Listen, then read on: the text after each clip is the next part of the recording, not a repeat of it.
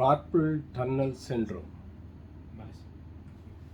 Carpal tunnel syndrome అనేది మన wrist joint ఏదైతే ఉందో దీనిలో ఏవైతే టెండాన్స్ ఉంటాయో టెండాన్స్కు మధ్యలో ఒక నరం, మీడియన్ నర్వ్ అనే ఒక నరము ఇలా ప్రయాణించి ఈ యొక్క చేతిలోనికి కండరాలకు సప్లై చేస్తుంది. ఈ చేతిలో ఉండే గ్రిప్ పవర్ని, సెన్సేషన్ని, మూమెంట్స్ని ఈ నర్వ్ కంట్రోల్ చేస్తుంది. సో ముఖ్యంగా మనం తెలుసుకోవాల్సిన విషయం ఏంటంటే కార్పల్ టన్నల్ సిండ్రోమ్ అంటే ఈ టెండన్స్, ఈ ఫేషియాకు మధ్యలో ఉండే నరాన్ని నొక్కి పట్టుకోవడం వల్ల ఈ యొక్క చేతిలోని బలాన్ని తగ్గిస్తుంది, చేతిలో సెన్సేషన్ తగ్గిస్తుంది, దానికి తోడు చేతిలో గ్రిప్ తగ్గిపోతుంది. దీన్నే మనం కార్పల్ టన్నల్ సిండ్రోమ్ అని అంటాం.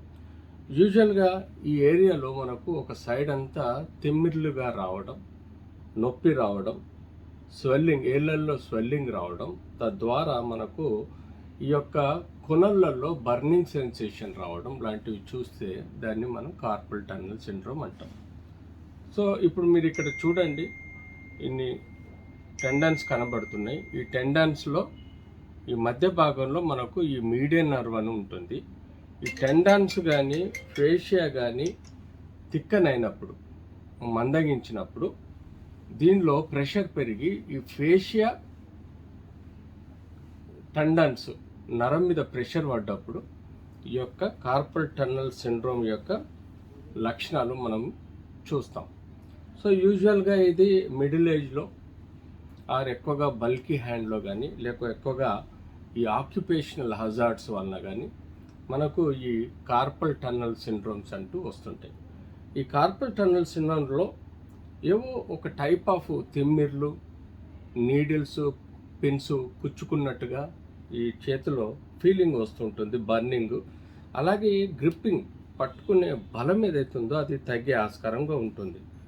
సో ఎలా మనం కార్పల్ టన్నల్ సిండ్రోమ్ని పరిగణలోకి తీసుకోవాలంటే ఎప్పుడైతే ఏదైనా వ్యక్తి ఇక్కడ నొక్కిపోయినప్పుడు నొప్పి వచ్చేసి ఈ చేతిలో అంతా కొన్ని లక్షణాలు మారటం వల్ల దీన్ని కార్పల్ టన్నల్ సిండ్రోమ్గా మనం చేయడం జరుగుతుంది. యూజువల్గా మనం ఈ నరాన్ని రిలాక్స్ చేయడానికి ఇది యూజువల్గా మనం ఎక్స్రే ద్వారా కానీ లేకపోతే ఎంఆర్ఐ ద్వారా కానీ తెలుసుకోవడం జరుగుతుంది. ఎక్స్రే కన్నా ఎంఆర్ఐ కన్ఫర్మ్గా మనకు ఈ యొక్క నరము, ఈ కండరాలు, ఈ టెండన్స్ అలాగే ఈ ఫేషియా రిలేషన్ని మనకు చూపెడుతుంది. కాబట్టి తద్వారా ఆ యొక్క నర్వ్, మీడియన్ నర్వ్ ప్రెషర్ని బట్టి మనం అసెస్ చేయగలుగుతాం. సో ఈ ఎంఆర్ఐ రిపోర్ట్ ప్రకారము మనకు తిమ్మిర్లు, నొప్పి, బలం తక్కువ, గ్రిప్ పవర్ తక్కువగా ఉండటం వల్ల మనం దీన్ని కార్పల్ టన్నల్ సిండ్రోమ్గా కన్ఫర్మ్ అయిన తర్వాత ఎంత ప్రెషర్ ఉన్నదన్నది ఎంఆర్ఐ చూసి కన్ఫర్మ్ అయిన తర్వాత అప్పుడు మనము యూజువల్గా సమ్టైమ్స్ ఆ యొక్క ప్రెషర్ని తగ్గించడానికి లోకల్ స్టెరాయిడ్ ఇస్తారు, కానీ అది స్టెరాయిడ్ టెంపరీ ట్రీట్మెంట్ అవుతుంది. యూజువల్గా ఇది బయోమెకానికల్ ప్రెషర్ కాబట్టి ఇది మందులతో రికవరీ ఆస్కారం ఉండదు. ప్రెషర్ని రిలీజ్ చేయాల్సిన ఆస్కారం ఉంటుంది, ఒత్తిడిని రిలీజ్ చేసే ఆస్కారం అనేది బయోమెకానికల్గా ట్రీట్ చేయాల్సిన అవసరం ఉంది.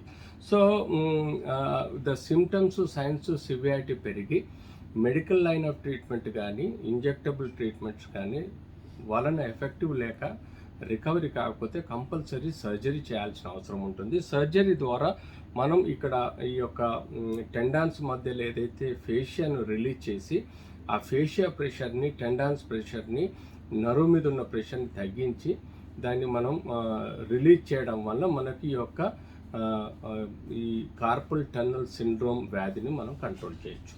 సో ఇలాంటి చేయని ఏళ్ళు ఏమవుతుందంటే ఈ చేతిలో ప్రెషర్ పాయింట్ పెరిగి వీక్నెస్ డెవలప్ అయ్యే ఆస్కారం ఉంటుంది. తద్వారా చేతిలో ఉండే పవరు, స్ట్రెంగ్త్ అవన్నీ తగ్గి ప్రాబ్లమ్స్ డెవలప్ అయ్యే ఆస్కారం కూడా ఉంటుంది.